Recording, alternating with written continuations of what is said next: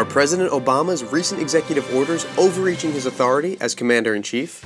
But America does not stand still, and neither will I. So wherever and whenever I can take steps without legislation to expand opportunity for more American families, that's what I'm going to do. President Obama followed up on this statement by issuing an executive order to raise the minimum wage to $10.10 an hour for federal contract workers in February, followed by plans for an executive order that prohibits discrimination by federal contractors on the basis of sexual orientation and gender identity in June. Some Republicans feel that President Obama's orders are an abuse of power. Speaker of the House John Boehner has even said that he plans to file a lawsuit against President Obama, challenging the constitutionality of these executive orders.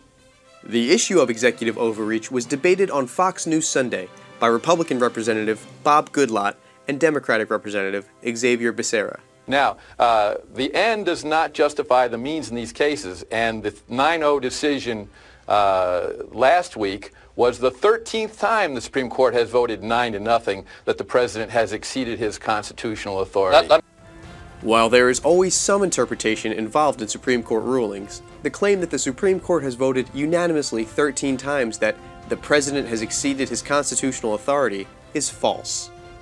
Only once, in June 2014's decision, National Labor Relations Board v. Noel Canning, did the Supreme Court clearly find that Obama had exceeded his constitutional authority.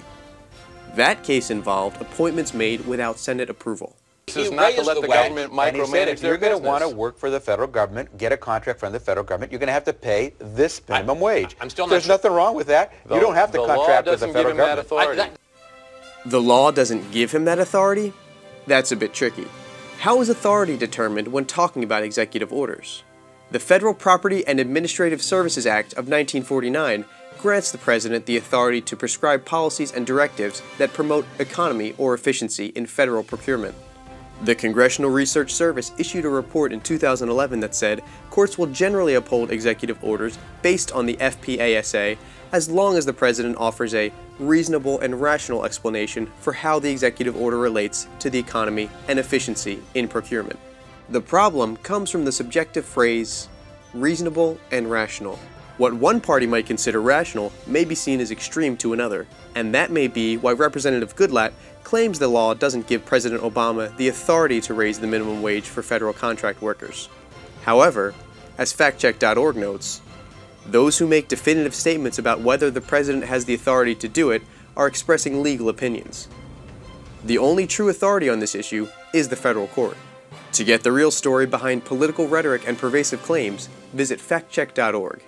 And be sure to subscribe to FactCheck on YouTube.